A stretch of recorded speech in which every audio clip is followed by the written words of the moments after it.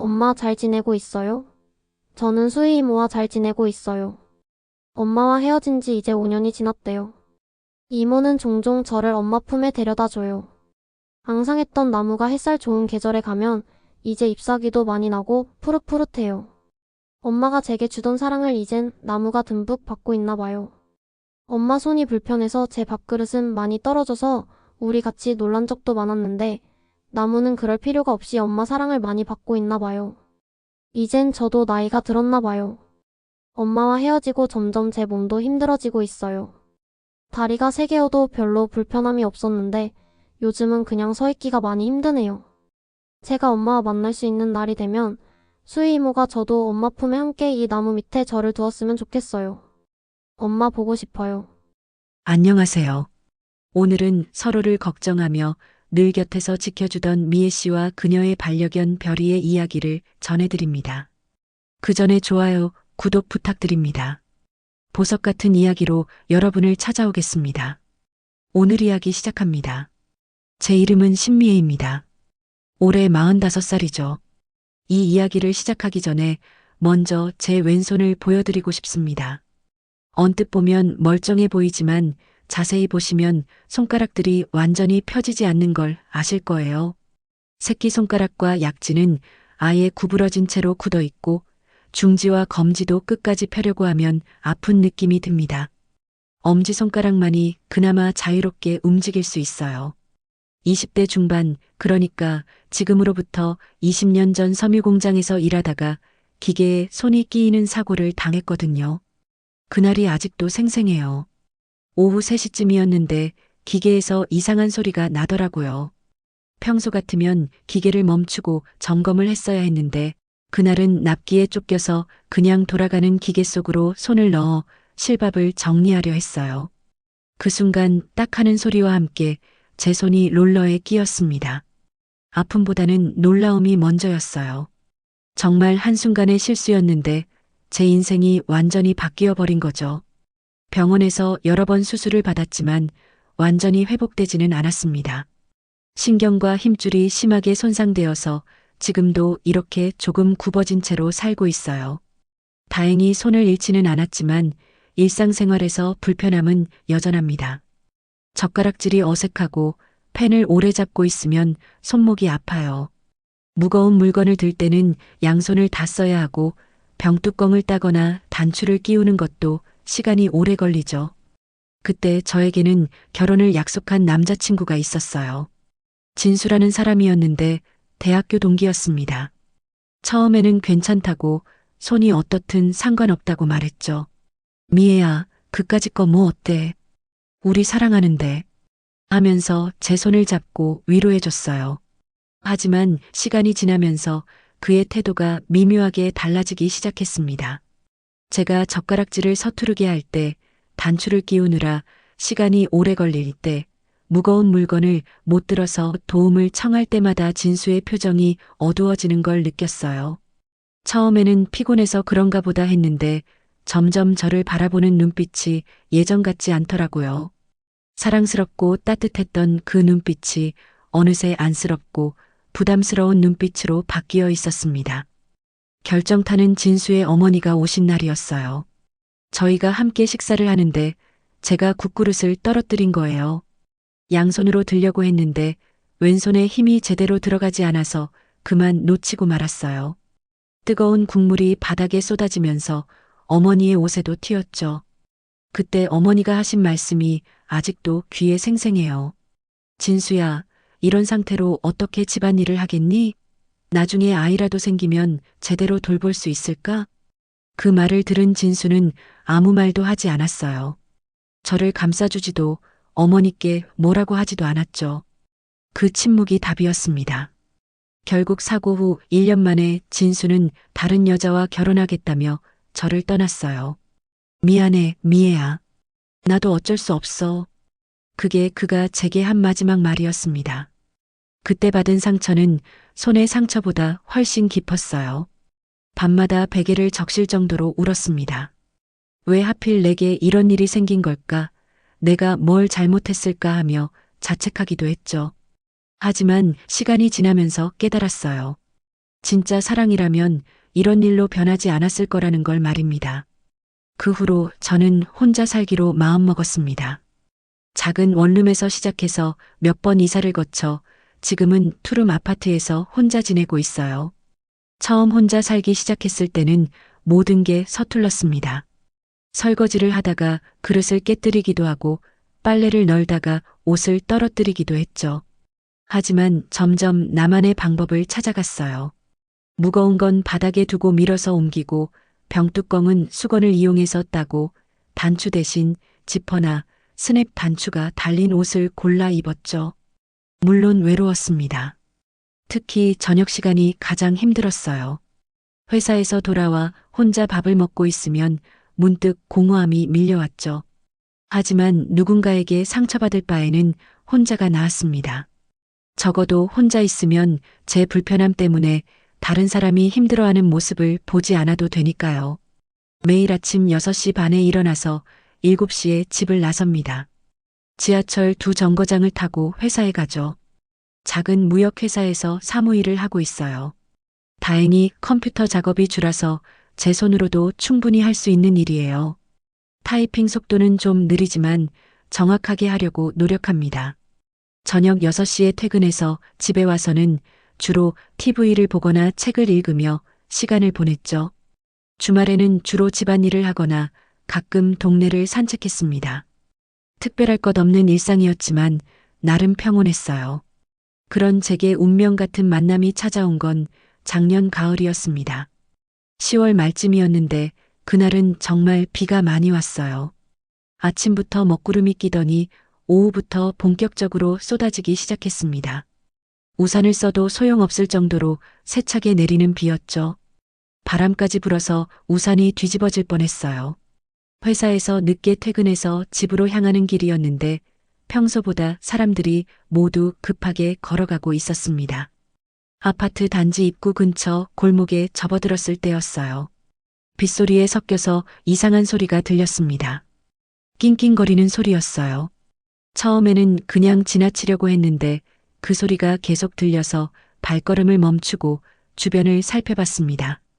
어디서 나는 소리인지 찾기 어려웠어요. 비가 너무 세게 와서 시야도 흐렸고요.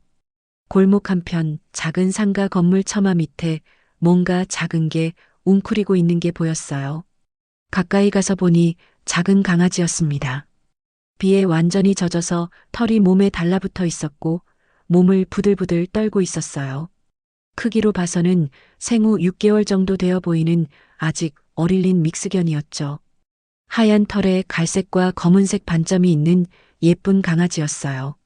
그런데 이상하게도 그 강아지는 제대로 걷지 못하고 있었어요. 뒷다리 하나를 들고 있더라고요. 처음에는 그냥 무서워서 그러는 줄 알았는데 자세히 보니 왼쪽 뒷다리에 분명히 문제가 있는 것 같았습니다. 발을 땅에 대려고 하다가도 아픈 듯 다시 들어올리기를 반복했어요. 솔직히 많이 망설였습니다. 혹시 주인이 있는 강아지는 아닐까? 잠시 놓쳤다가 찾고 있을 수도 있잖아요. 남의 강아지를 제가 데려가는 건 옳지 않죠. 주변을 둘러보며 주인을 찾는 사람이 있는지 살펴봤어요. 하지만 이 폭우에 누가 밖에 나와 있겠어요? 그리고 이 강아지의 상태를 보니 꽤 오랫동안 밖에서 비를 맞은 것 같아요. 덜덜 떠는데 길 위에 이렇게 내버려 둘 수가 없었어요. 그렇다고 제가 무작정 데리고 가도 되는 걸까? 너무 혼란스러운 마음이었습니다. 하지만 그 강아지가 저를 올려다보는 눈빛을 보는 순간 마음이 완전히 무너졌습니다.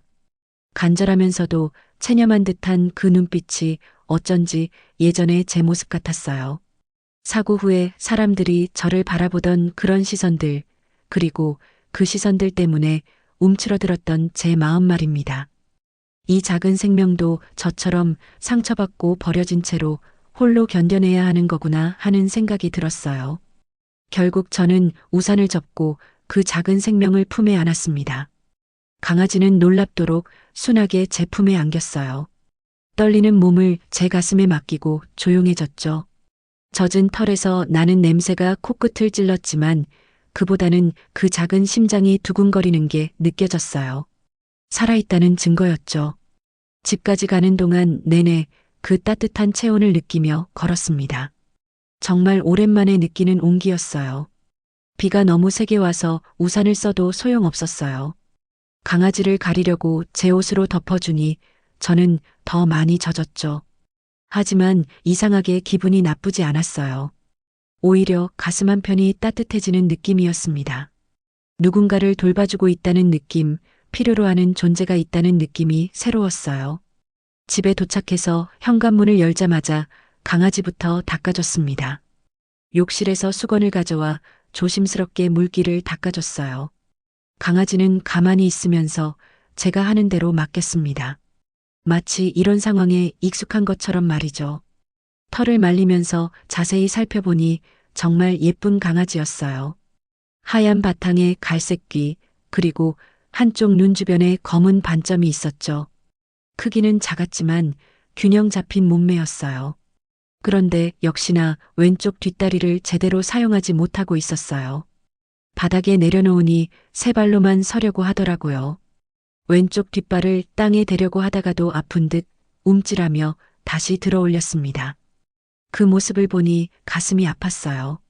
저도 손이 불편해서 일상생활에서 어려움을 겪고 있는데 이 작은 생명도 저와 비슷한 아픔을 가지고 있구나 하는 생각이 들었거든요.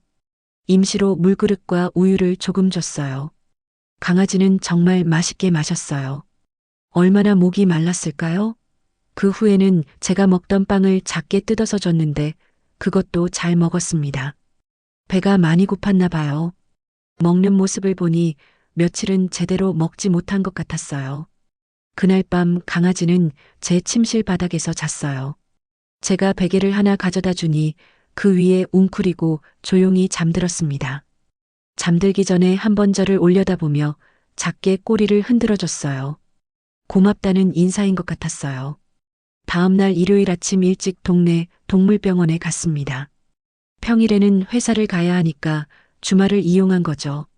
강아지를 캐리어에 넣고 가려고 했는데 캐리어가 없어서 큰 가방에 수건을 깔고 넣었어요. 가는 길에 강아지는 고개만 내밀고 신기한 듯 주변을 둘러봤습니다. 동물병원에 도착하니 수의사 선생님이 친절하게 맞아주셨어요. 강아지를 진료대에 올려놓고 이곳저곳을 만져보시더니 엑스레이를 찍어봐야겠다고 하셨습니다. 강아지는 처음 보는 환경에 긴장했는지 약간 떨고 있었어요.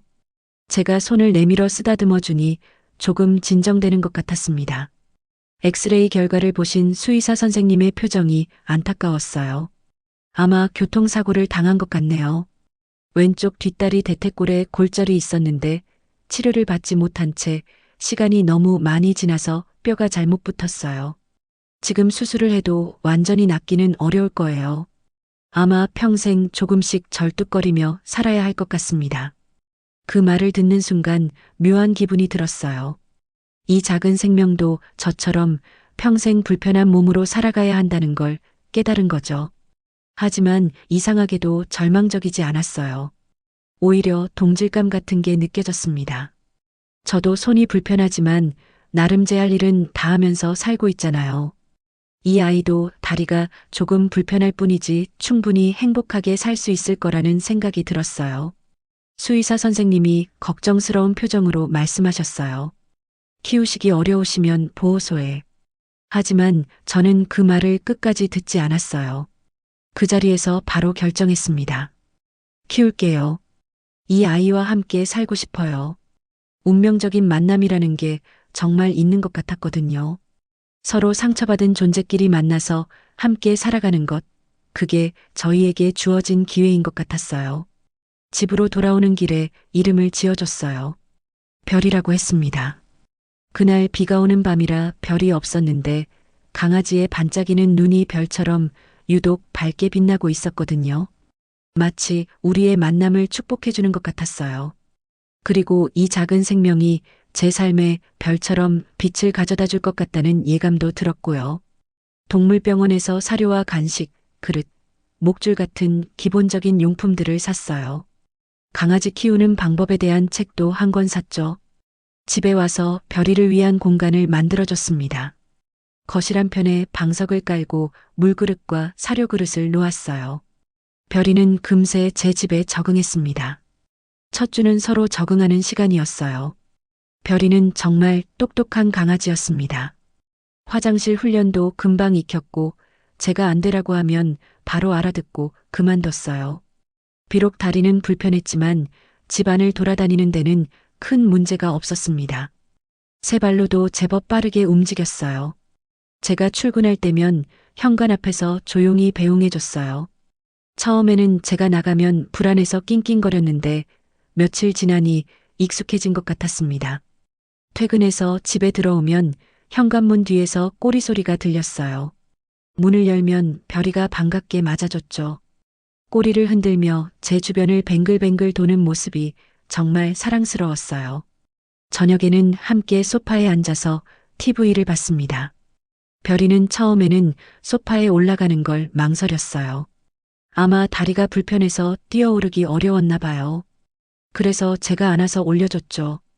그런데 며칠 후에는 스스로 방법을 터득했어요.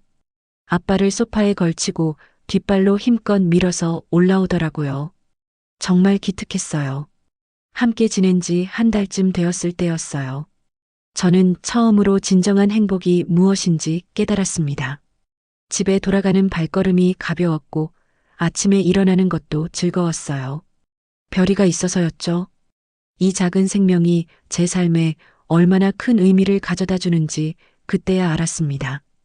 별이는 정말 똑똑하고 배려심 많은 강아지였어요. 제가 슬퍼할 때면 제 곁에 와서 조용히 앉아 있었고 기뻐할 때면 함께 꼬리를 흔들었습니다. 제 불편한 왼손을 유독 자주 핥아주기도 했어요. 마치 아픈 곳을 낫게 해주려는 것처럼 말입니다. 그럴 때마다 가슴이 뭉클했어요. 서로 상처받은 존재끼리 서로를 위로해주고 있다는 생각이 들었거든요. 주말에는 근처 공원으로 산책을 나갔어요. 별이는 다리가 불편했지만 산책을 정말 좋아했습니다. 다른 강아지들처럼 빠르게 뛰어다니지는 못했지만 자기만의 속도로 천천히 걸으면서 주변을 탐색했어요. 가끔 다른 강아지들이 놀자고 다가오면 조금 위축되는 모습을 보였지만 저는 별이가 그대로도 충분히 특별하다고 생각했어요. 계절이 바뀌어 겨울이 되고 다시 봄이 찾아왔습니다. 별이와 함께한 지 반년이 넘어가고 있었어요. 저희는 정말 완벽한 가족이 되었습니다. 서로의 상처를 이해하고 받아들이는 그런 진짜 가족 말입니다. 별이 때문에 제 삶이 얼마나 풍요로워졌는지 매일 느꼈어요. 그런데 바로 그때부터였어요. 제 몸에 이상한 신호들이 나타나기 시작한 게 말입니다. 처음에는 정말 사소한 것들이었어요. 어깨와 목 주변이 뻐근하고 팔에 힘이 잘 들어가지 않았거든요. 나이가 들어서 그런가 보다 싶어서 대수롭지 않게 여겼습니다. 하지만 시간이 지날수록 증상은 더 심해졌어요. 아침에 일어날 때 몸이 무겁고 계단을 오를 때 예전보다 숨이 차기 시작했습니다. 별이와 산책을 나갈 때도 예전만큼 활기차게 나서지 못했어요. 별이가 산책하자고 목줄을 물고 와도 조금 있다가 나가자라고 미루는 일이 많아졌죠. 그럴 때 별이는 실망한 듯 고개를 떨구고 제 곁에 앉아서 기다렸어요. 그런 모습을 보면 미안한 마음이 들었지만 정말 몸이 힘들었어요. 회사에서도 점심시간이 되면 피곤해서 책상에 엎드려 쉬는 일이 많아졌습니다. 동료들이 요즘 안색이 안 좋다며 걱정해줬지만 괜찮다, 좀 피곤할 뿐이라고 대답했어요. 하지만 속으로는 뭔가 이상하다는 생각이 들었죠. 단순한 피로가 아닌 것 같았거든요. 걱정이 되어서 동네 가정의학과에 갔습니다. 의사 선생님은 제 증상을 듣더니 스트레스와 과로 때문일 거예요. 요즘 현대인들이 다 그래요라며 감기약과 근육이완제를 처방해줬어요. 비타민제도 함께 주시면서 충분히 쉬고 규칙적으로 운동하세요라고 조언해 주셨죠. 한 달 정도 약을 먹어봤는데 별로 나아지지 않았습니다. 오히려 더 피곤해지는 것 같았어요. 근육이완제 때문인지 온몸이 나른하고 힘이 없었죠. 별이도 제가 평소와 다르다는 걸 눈치챈 것 같았어요. 평소보다 더 조용해졌고 제가 소파에 누워 있으면 제 배 위에 살며시 올라와서 조용히 웅크렸습니다. 마치 자기 체온으로 저를 따뜻하게 해주려는 것 같았어요. 그런 별이의 배려가 고마우면서도 한편으로는 더 걱정이 되었습니다. 그래서 이번에는 정형외과를 찾아갔죠. 목과 어깨 근육에 문제가 있나 싶어서였어요. 정형외과에서는 엑스레이도 찍고 MRI 검사도 했습니다. 하지만 특별한 이상은 발견되지 않았어요. 의사 선생님은 일자목 증후군과 어깨 근육 긴장 때문일 것이라며 물리치료를 권했습니다. 석 달 동안 주 3번씩 물리치료를 받았어요. 온찜질, 전기치료, 운동치료까지 꾸준히 받았지만 별 효과가 없었습니다. 오히려 치료받으러 다니는 게 더 피곤했어요. 물리치료사 선생님도 이상하네요. 보통은 좀 나아져야 하는데라며 고개를 갸웃했죠. 그 사이에 별이는 제가 힘들어하는 걸 더욱 세심하게 알아차렸어요. 제가 물리치료를 받고 와서 피곤해하면 평소보다 더 얌전히 굴었습니다. 시끄럽게 장난치지도 않고 산책하자고 조르지도 않았어요. 대신 제 발치에 조용히 앉아서 제가 쉴 수 있도록 배려해줬죠. 어느 날은 제가 너무 피곤해서 별이 사료를 주는 걸 깜빡했어요. 평소 같으면 밥 시간이 되면 사료통 앞에서 기다리거나 제게 와서 알려주곤 했는데 그날은 그러지 않더라고요. 나중에 깨달았을 때 별이는 빈 그릇 앞에서 조용히 기다리고 있었어요. 그 모습을 보고 정말 미안했습니다. 이 착한 아이가 저를 배려해서 참고 있었구나 하는 생각에 눈물이 났어요. 여러 병원을 전전하며 6개월이 지났지만 정확한 원인을 찾지 못했습니다. 그러던 중 마지막으로 간 정형외과에서 한 의사 선생님이 신경과 진료를 받아보는 게 좋겠다고 하시더라고요. 근육과 관절에는 특별한 문제가 없는데 계속 근력이 떨어지고 있어요. 혹시 신경계통에 문제가 있을 수도 있으니 정확한 검사를 받아보세요. 소견서를 써주셔서 대학병원 신경과에 예약을 잡았습니다. 예약이 한 달 후였어요. 그때만 해도 저는 큰 병일 거라고는 생각하지 못했어요. 그냥 신경이 예민해져서 그런 거라고 여겼거든요. 스트레스성 질환이나 자율신경 실조증 정도일 거라고 생각했죠. 예약을 기다리는 동안에도 증상은 계속 심해졌어요. 젓가락질이 더 어려워졌고 단추를 끼우는 것도 예전보다 시간이 오래 걸렸습니다. 원래도 왼손이 불편했는데 이제는 오른손까지 힘이 약해지는 것 같았어요. 펜을 잡고 글씨를 쓸 때도 손이 떨렸죠. 별이는 제 변화를 누구보다 정확하게 느끼고 있었어요. 제가 뭔가 하려고 할 때마다 가까이 와서 지켜보다가 제가 어려워하면 자기 나름대로 도우려고 했습니다. 떨어뜨린 물건이 있으면 입으로 물어다 주고 제가 일어나려고 할 때는 제 곁에 바짝 붙어서 지지대 역할을 해줬어요. 드디어 대학병원에서 검사를 받는 날이 왔습니다. 신경과에서는 정말 많은 검사를 했어요. 혈액 검사부터 시작해서 소변 검사, 척수의 검사까지 했습니다. 가장 힘들었던 건 근전도 검사였어요. 근육에 가느다란 침을 찔러 넣어서 전기 신호를 측정하는 검사였는데 아프기도 했지만 결과가 어떻게 나올지 불안했어요. MRI 검사도 받았습니다. 뇌와 척수를 자세히 들여다보는 검사였죠. 검사실에서 1시간 가까이 꼼짝 않고 누워 있어야 했어요. 쿵쿵하는 기계 소리를 들으면서 천장을 바라보며 생각했습니다. 별이는 잘 있을까? 혼자 집에서 걱정하고 있을까? 검사들을 다 받는데 일주일이 걸렸어요. 매번 대학병원에 갈 때마다 별이는 현관에서 저를 배웅해줬습니다. 평소보다 더 오래 제 얼굴을 바라보며 걱정스러운 눈빛을 보냈어요. 마치 무슨 일인지 알고 있는 것 같았죠. 검사 결과를 기다리는 일주일 동안이 정말 길게 느껴졌습니다. 밤에 잠도 잘 오지 않았어요. 온갖 걱정이 머릿속을 맴돌았죠. 혹시 정말 큰 병은 아닐까? 뇌종양 같은 건 아닐까? 그런 생각이 들 때마다 별이가 제 곁에 와서 몸을 기대 주었어요. 별이의 따뜻한 체온과 규칙적인 숨소리를 느끼면 조금이나마 마음이 진정되었습니다. 그리고 드디어 결과를 듣는 날이 왔습니다. 신경과 교수님은 진지한 표정으로 저를 보시더니 조심스럽게 입을 열었어요. 검사 결과를 말씀드리기 전에 마음의 준비를 하셔야 할 것 같습니다. 그 한마디에 심장이 쿵 내려앉았어요. 근위축성 측삭경화증이라는 병입니다. 흔히 루게릭병이라고 부르죠. 그 순간 머릿속이 하얘졌어요. 루게릭병이라는 건 들어본 적이 있었거든요. 치료법이 없고 점점 몸의 기능을 잃어가다가 결국에는 그런 병이라는 걸 어렴풋이 알고 있었어요. 교수님은 차분한 목소리로 설명을 계속하셨습니다. 운동신경세포가 점진적으로 손상되어 근육이 위축되는 병입니다. 현재로서는 완치법이 없고 증상의 진행을 늦추는 치료만 가능합니다.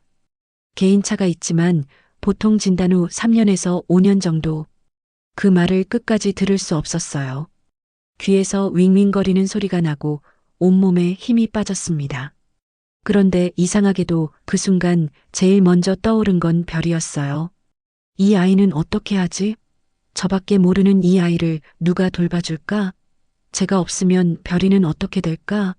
그런 생각에 눈물이 쏟아졌습니다. 교수님이 위로의 말씀을 해주셨지만 하나도 귀에 들어오지 않았어요. 처방전을 받고 진료실을 나왔는데 다리에 힘이 없어서 휘청했습니다. 복도 의자에 앉아서 한참을 울었어요. 지나가는 사람들이 쳐다봤지만 신경 쓸 겨를이 없었어요. 집에 가는 길이 정말 멀게 느껴졌습니다. 평소 같으면 지하철로 30분이면 도착할 거리인데 그날은 1시간이 넘게 걸린 것 같았어요. 발걸음이 무거웠고 머릿속은 온통 하얘 있었거든요. 지하철에 앉아서도 계속 생각했어요. 이제 어떻게 살지? 별이는 어떻게 하지? 집 앞에 도착했을 때 별이가 현관문 뒤에서 기다리고 있는 걸 느낄 수 있었어요. 발소리를 듣고 알아차린 것 같았죠. 꼬리가 문에 닿는 소리가 들렸거든요. 그 소리를 듣는 순간 더 큰 슬픔이 밀려왔어요. 이 순수한 생명에게 어떻게 이 상황을 설명할까 하는 생각 때문이었죠. 문을 열자마자 별이가 뛰어나와 제게 달려들었습니다. 평소보다 더 반가워하는 것 같았어요. 아마 제가 오늘 유독 늦어서 걱정했나 봅니다. 하지만 제 표정을 본 순간 별이의 꼬리가 멈췄어요. 무언가 이상하다는 걸 직감적으로 안 것 같았죠. 별이를 안고 소파에 앉았어요. 그리고 이상하게도 별이에게 말을 걸기 시작했습니다. 강아지가 알아들을 리 없다는 걸 알면서도 말하지 않으면 안 될 것 같았거든요. 별아, 엄마가 많이 아픈가 봐.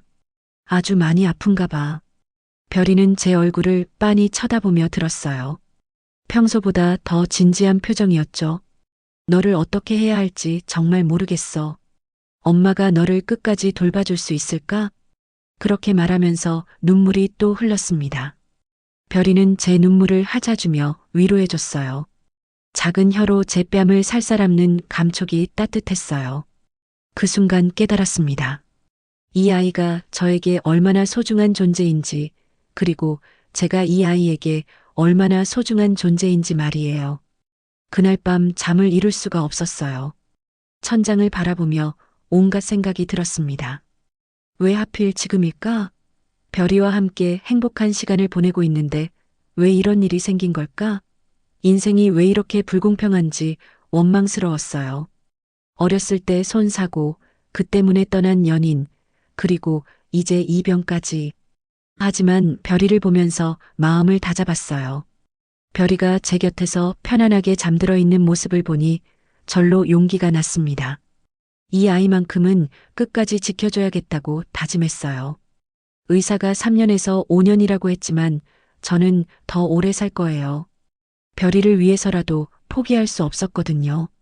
다음 날 회사에 병가를 내고 제일 친한 친구인 수희에게 연락했어요. 수희는 중학교 때부터 알고 지낸 친구로 제 사정을 누구보다 잘 알고 있었습니다. 제가 손사고를 당했을 때도 진수와 헤어졌을 때도 항상 곁에서 위로해준 고마운 친구예요.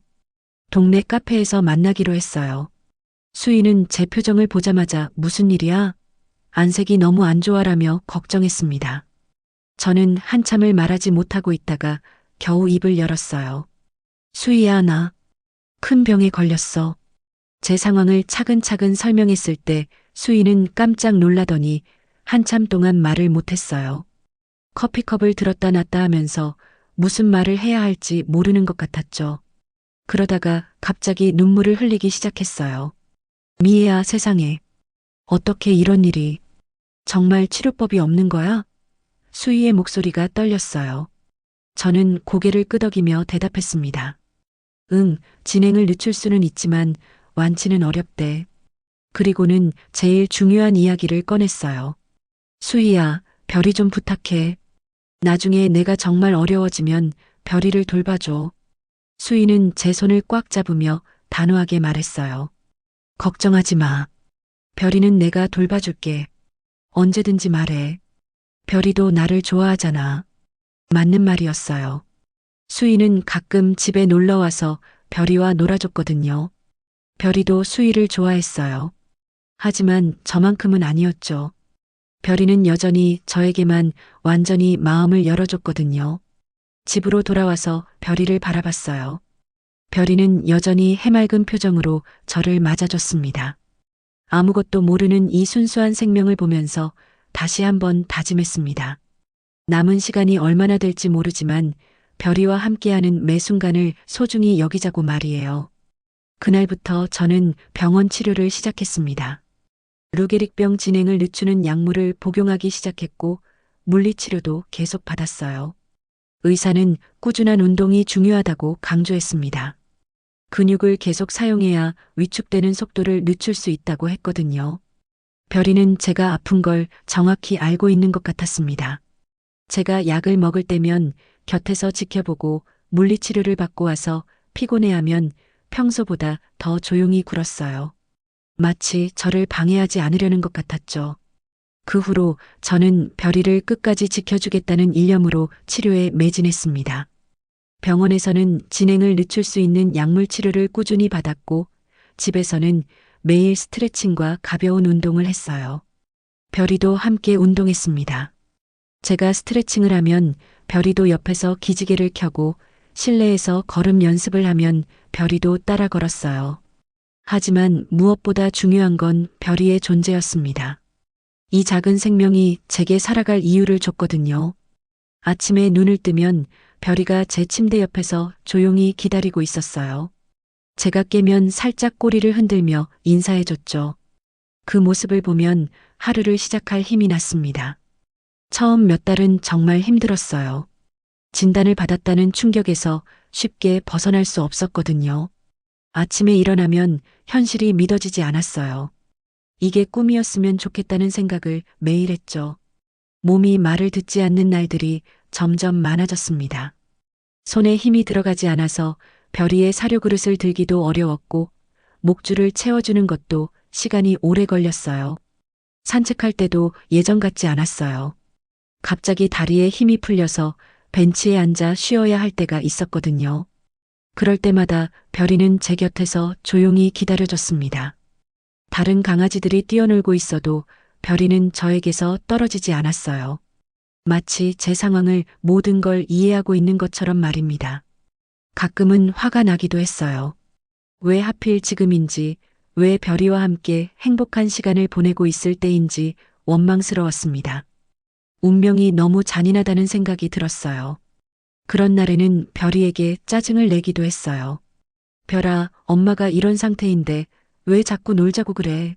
나도 힘들어. 하고 소리를 지른 적도 있었습니다. 그럴 때 별이의 표정을 보면 정말 미안했어요.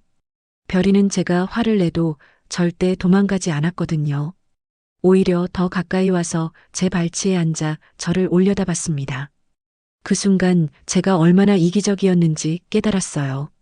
그런 후회가 밀려올 때면 별이를 끌어안고 울었습니다. 미안해, 별아. 엄마가 너한테 화낼 일이 아니었어. 엄마가 힘들어서 그랬어. 별이는 제 품에서 따뜻하게 몸을 맡기고 저 역시 별이의 체온에서 위로를 받았어요. 우리는 서로에게 의지하며 하루하루를 버텨나갔습니다. 계절이 바뀌고 또 바뀌었어요. 의사가 말한 3년에서 5년이라는 시간이 흘러가고 있었지만 저는 여전히 별이와 함께 있었습니다. 물론 몸은 점점 불편해졌어요. 걷는 것도 힘들어졌고 계단을 오르는 건 거의 불가능해졌죠. 말하는 것도 전보다 어려워졌어요. 혀가 잘 돌아가지 않아서 발음이 부정확해지기 시작했거든요. 하지만 별이가 있어서 포기할 수 없었어요. 이 아이만큼은 끝까지 지켜줘야겠다는 마음으로 버텼습니다. 별이도 제 변화를 예민하게 느끼고 있었어요. 제가 걷기 힘들어하면 천천히 따라와 줬고, 제가 말할 때 답답해하면 더 집중해서 들으려고 했습니다. 수희가 주말마다 와서 도와줬어요. 장보기, 청소, 빨래 같은 집안일들을 대신해줬죠. 그때마다 수희는 별이를 보며 놀라곤 했습니다. 별이가 정말 많이 컸네. 이제 완전히 어른 강아지야. 그런데 너무 똑똑해. 미의 상태를 정확히 아는 것 같아. 맞는 말이었어요. 처음 만났을 때 작고 여린 강아지였던 별이는 이제 제법 듬직한 모습으로 자라 있었습니다. 여전히 다리는 조금 절뚝거렸지만 그것 때문에 별이의 밝은 성격이 변하지는 않았어요. 오히려 더 성숙해진 것 같았죠. 시간은 정말 빠르게 흘렀습니다. 별이와 함께한 지 벌써 7년이 되어가고 있었어요. 저는 여전히 별이와 함께 살고 있었지만 제 몸의 상태는 많이 안 좋아져 있었습니다. 이제는 혼자서 할 수 있는 일들이 거의 없었어요. 옷을 입는 것도, 음식을 만드는 것도, 심지어 화장실에 가는 것조차 혼자서는 어려워졌습니다. 별이는 제가 아픈 걸 정확히 알고 있었습니다. 제가 침대에서 일어나기 어려워할 때면 제 곁에 와서 자신의 몸을 지지대로 내어줬어요. 별이의 따뜻하고 단단한 몸을 의지해서 천천히 일어날 수 있었죠. 또 제가 말하기 어려워할 때면 별이가 먼저 제 마음을 알아차리고 행동했습니다. 물이 마시고 싶을 때면 물그릇 앞으로 가서 한번 짖었고, 화장실에 가고 싶을 때면 화장실 문 앞에서 조용히 기다렸어요. 문을 열어달라고 할 때는 문 앞에서 살짝 발로 긁었고, 밖에 나가고 싶을 때는 현관 쪽을 바라보며 앉아 있었죠. 정말 사람보다 더 세심했어요. 하지만 아무리 별이가 도와줘도 혼자서는 한계가 있었습니다. 특히 밤에 혼자 있을 때가 가장 무서웠어요. 갑자기 호흡이 어려워지거나 몸에 경련이 일어날 때가 있었거든요. 그럴 때마다 별이는 제 옆에서 불안해하며 낑낑거렸습니다. 별이도 무서웠을 거예요. 자기가 사랑하는 엄마가 고통스러워하는 모습을 보는 게 말입니다. 어느 날 새벽 정말 숨이 막혀서 응급실에 실려간 적이 있었어요. 갑자기 호흡이 어려워져서 수희에게 급하게 연락했죠. 수희가 구급차를 불러줬는데 그때 별이의 표정을 잊을 수가 없습니다. 제가 응급차에 실려가는 걸 보면서 별이는 현관문 앞에서 애타게 울어댔어요. 마치 자기도 함께 가겠다는 듯이, 혹은 가지 말라는 듯이 말입니다. 병원에서 이틀을 보내고 집에 돌아왔을 때 별이의 반응은 평생 잊을 수 없을 것 같아요. 제가 현관문을 열고 들어서자마자 별이가 뛰어와서 제 다리에 얼굴을 비비며 정말 사람처럼 울었어요. 눈에서 눈물이 흘렀고 목구멍에서 흐느끼는 소리가 났어요. 그 모습을 보면서 저도 눈물이 났습니다. 이 아이가 얼마나 무서웠을까, 얼마나 걱정했을까 하는 생각에 가슴이 아팠어요. 그날 밤 별이는 제 침대에서 함께 잤습니다. 평소에는 제 침실 바닥에 깔린 자기 방석에서 자곤 했는데 그날만큼은 제 곁을 떠나려 하지 않았어요. 제 품에 안겨서 작은 숨소리를 내며 잠들었습니다. 별이의 따뜻한 체온과 규칙적인 호흡을 느끼면서 저도 오랜만에 평온하게 잠들 수 있었어요. 시간이 더 흘러서 별이와 함께한 지 8년이 되었습니다. 저는 여전히 살아 있었어요. 의사들도 놀라워했습니다. 보통은 진단 후 3년에서 5년 정도밖에 못 산다고 했는데 저는 벌써 8년째 버티고 있었거든요.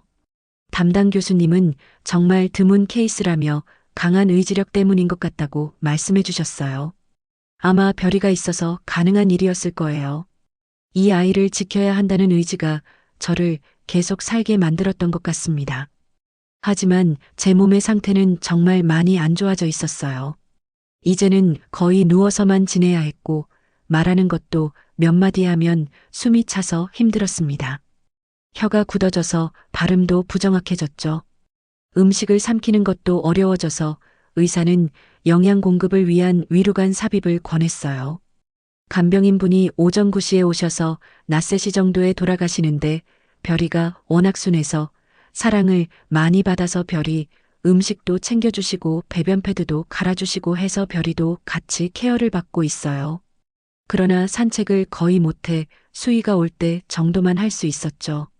그런 상황에서도 별이는 변함없이 제 곁을 지켰습니다. 제가 침대에 누워 있으니 바로 옆 바닥이 지정석이 되어서 방석을 깔고 누웠어요. 제가 깨면 별이도 함께 일어났고 제가 잠들면 별이도 조용히 잠들었습니다. 마치 제 그림자 같았어요. 아니, 그림자보다 더 가까운 존재였죠. 수희가 와서 별이가 너무 말랐다. 제대로 못 먹고 있는 것 같아. 스트레스를 많이 받는 것 같아라고 걱정했을 때 깨달았습니다. 별이도 저 때문에 힘들어하고 있다는 걸 말이에요. 저를 지키느라 자기 자신을 제대로 돌보지 못하고 있었던 거죠. 사료를 줘도 몇 입 먹다가 그만두고 산책을 나가자고 해도 집에서 멀어지는 걸 싫어했어요. 그때 정말 어려운 결정을 내려야 했습니다. 더 이상 혼자서는 일상생활이 불가능한 상태가 되었어요. 수희가 매일 와서 도와주고 있었지만 24시간 내내 돌봄을 받아야 하는 상황이었습니다. 호흡도 점점 어려워져서 산소호흡기까지 필요한 상태였죠. 의사는 호스피스 병동에 입원하는 것을 강력히 권했어요. 그 말을 듣는 순간 가장 먼저 떠오른 건 역시 별이었습니다. 병원에는 별이를 데리고 갈 수 없었거든요. 결국 별이와 헤어져야 한다는 뜻이었어요. 그동안 미뤄왔던 순간이 드디어 온 거였습니다. 아무리 생각해도 다른 방법이 없었어요. 수희에게 다시 한번 별이를 부탁했어요. 수희야, 별이 좀 부탁해. 이 아이만큼은 끝까지 잘 돌봐줘. 내가 유일하게 걱정되는 건 별이뿐이야. 수희는 눈물을 흘리면서 약속했습니다. 걱정하지 마. 별이는 내가 진짜 가족처럼 돌봐줄게. 너만큼은 아니어도 최선을 다할게. 입원하는 날이 다가왔어요.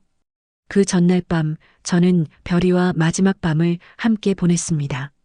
별이를 제 품에 안고 오랫동안 이야기했어요.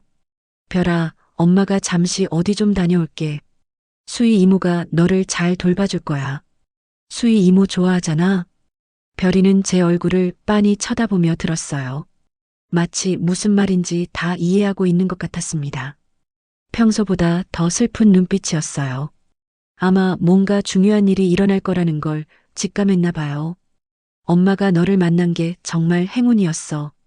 9년 동안 너 때문에 엄마는 정말 행복했어. 아팠던 것보다 행복했던 기억이 더 많아. 그건 다 내 덕분이야. 고마워, 별아. 그렇게 말하면서 별이의 머리를 쓰다듬었어요. 별이는 제 손을 하자주며 마지막 인사를 했습니다. 다음 날 아침 수희와 함께 병원으로 향했어요. 별이는 평소와 다른 분위기를 눈치챘는지 현관에서 저를 바라보고 있었습니다.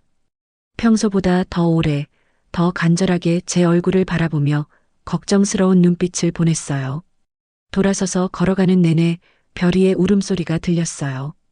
가슴이 찢어지는 것 같았지만 이제는 어쩔 수 없었습니다. 호스피스 병동에서의 생활이 시작되었습니다. 간병사들이 친절하게 돌봐주셨고 의료진들도 제 상태를 세심하게 살펴봤어요. 통증 관리도 잘해주시고 필요한 모든 치료를 받을 수 있었죠. 하지만 아무리 좋은 환경이라 해도 별이가 없는 생활은 너무나 외로웠습니다. 매일 밤 잠들기 전에 별이가 제 품에 안겨자던 그 따뜻함이 그리웠어요. 별이의 규칙적인 숨소리, 가끔 꿈을 꾸며 내는 작은 소리들, 아침에 제가 깰 때까지 조용히 기다려주던 모습들이 계속 떠올랐습니다. 수희가 이틀에 한 번씩 면회를 왔어요. 그때마다 별이 이야기를 해줬습니다. 별이가 잘 먹고 있어. 그런데 자꾸 현관문 앞에서 기다리고 있어. 너를 기다리는 것 같아.